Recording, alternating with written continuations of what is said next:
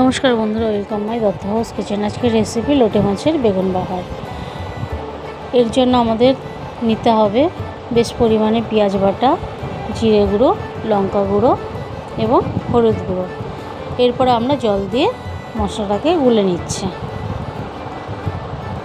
এরপরে আমরা কড়াইতে কিছু পরিমাণে তেল দিয়ে দিলাম।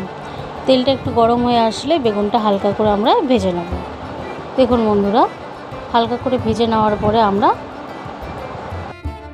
মশলা যেটা করে রেখেছিলাম সেই মশলাটাকে আমরা দিয়ে বেগুনটাকে ভালোভাবে কষতে থাকবো।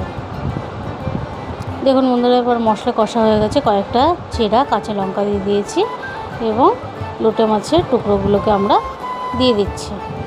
লোটে মাছের বেগুন বাহারটা দারুণ লাগে খেতে।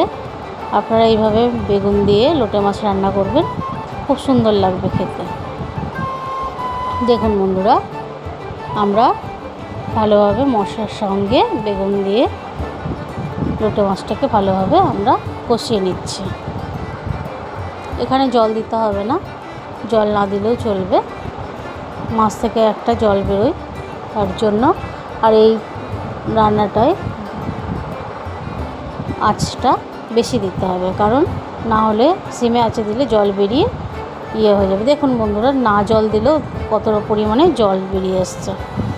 এরপরে আমরা ধনেপাতা কুচি দিয়ে আমরা নামিয়ে নিলাম। আমাদের রেসিপিগুলো ভালো লাগলে সাবস্ক্রাইব করবেন।